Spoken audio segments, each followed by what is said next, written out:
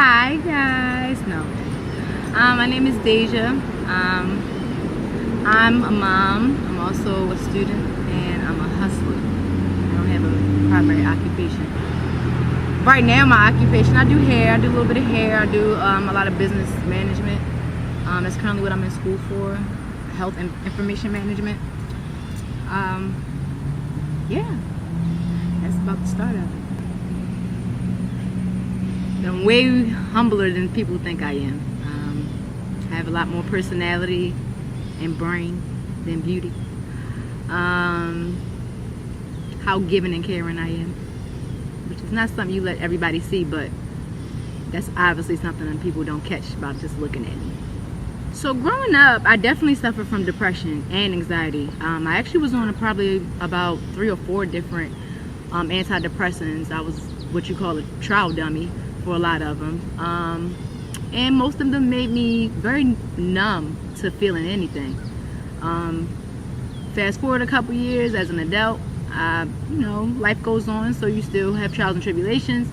I realized I still had depression, which became major depression. After having a son and going through homelessness more than a few times, anxiety kicked in. Something I never thought I would ever experience, me being the person I am. But it showed up at my door, busting it down. Nonetheless, to this day, I still suffer through both depression and anxiety. It gets deep. It gets pretty deep. Some days, I'm really the devil myself, is what I like to categorize it. I'm like my worst enemy to the T. Other days, I'm like the angel that God kissed on his forehead before he sent down here type of person. So it'll balance out. But I'm definitely still suffering.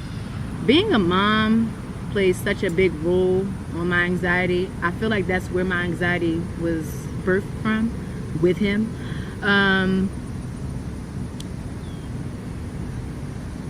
For me personally, it makes me overthink everything when it comes to my motherhood. I choose to overanalyze. I choose to be overprotective. I choose to be overbearing. I know that there's a balance to everything, so being those ways aren't always good.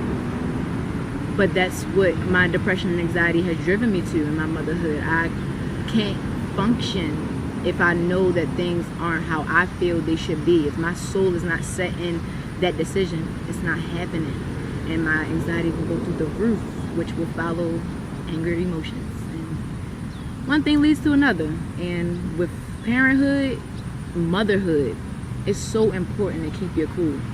Dads, we got a little bit leniency, we ain't gonna get into that. Mothers, absolutely not. You have to keep your cool. They are always looking at you, boy or girl. You are that queen, you are that one, and you have to find a cope that's healthy. I'm not all the way there yet, but I'm gonna get there. So, like I said, teenage years, the therapy started too, right along with the medicine. It was like hand in hand. And it was 9 different trials, 9 different meds, 9 different doctors, therapists. And my opinion, none of it worked. Maybe none of it worked because I wasn't open to it. Maybe none of it worked because those things didn't work. I'm not sure to this day. That's clearly why I'm still dealing with it. I'm at a stage right now that I'm not opposed to therapy, but I, as the black community, have a stigma against medication. I feel like I've been through so much and I've overcame so many obstacles that why would I all of a sudden need medicine? Why would I need to be controlled by meds? Therapy is a little different. Therapy is more like you just having somebody to talk to, which we don't realize we need as much until those people we think we have aren't there. I have run into that problem one too many times, so I'm completely open to paying somebody to listen to me talk. So my coping skills, like I told y'all, it's not so good, because a lot of times I stay to myself, and it's really because my personality, as you could probably tell, hopefully, I'm a very powerful person.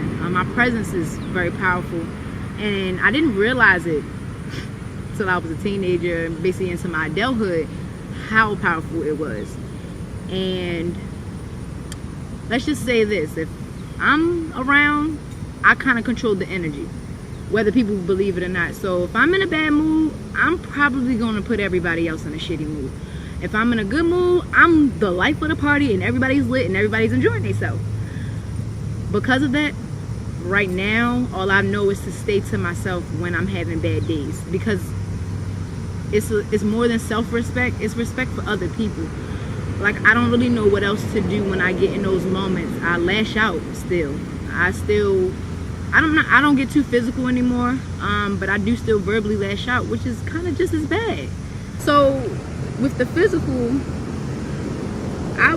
relationships, for example, any intimate relationships I've been in has definitely all grown to argumentative parts of the relationship, to the point where it just escalated and escalated. Not all got physical, maybe one or two. And reason being, I can honestly say, and has always been able to admit, that I provoke people. Once I'm in a certain place of anger, I get so defensive, I start to provoke people. And I'll swing. It's kind of that simple. And I hate being that way. That was one thing I hated about myself. So it was something I definitely evaluated and had to make a change. My last relationship ended physically. And that was the moment that I realized my own growth. We got physical because of his insecurity. And he put his hands, both his hands, big dude, around my neck and told me he would kill me. In that moment I laughed, because the reality of my growth was right in front of my eyes. I was looking at myself, looking at him choke me like that. And no, I've never did that to anyone, but it made me realize what I've done in the past. And I left immediately, which was one of the hardest things I had to do, because I really liked him. I moved my whole life to another state for him. But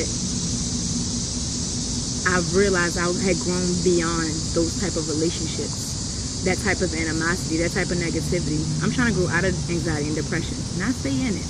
I don't want to become it. I'm not it. I give two pieces of advice, because you got advice for moms, you got advice for just us women, black women. That's why I said us.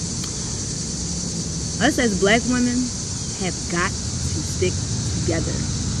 You women are out here separating and segregating us regularly. And you turn around with that same voice and speak colorism towards your lighter sisters. It's not okay. We have got to be together. We're all black and beautiful as hell. If we don't learn to stick together, honestly, depression and anxiety going to always exist between us. We don't know how to get along. If we don't know how to get along, we don't know how to communicate. We don't know how to communicate with each other, we don't know how to grow. So there you have it. As far as mothers, I'm not going to give you the cliche, strap your boots up and put your big girl drawers on. Somebody already told you that more than enough times. I'm going to give it to you the sweet way, because you had enough tough love. It's okay to cry. It's okay to have your days to yourself. It's okay to lock yourself in the bathroom for 5 minutes to scream. It's okay to be human, 100%. Don't you ever cheat yourself out of that. But you have got to remember, somebody's watching. So be as pure as you want to be, because that's what you want to raise your child to be, as pure as they want to be. Keep in mind what example you're setting. It's worth it. Release that. And you're going to find what you're looking for. But release it first. I promise you. My name is Deja. You are not alone.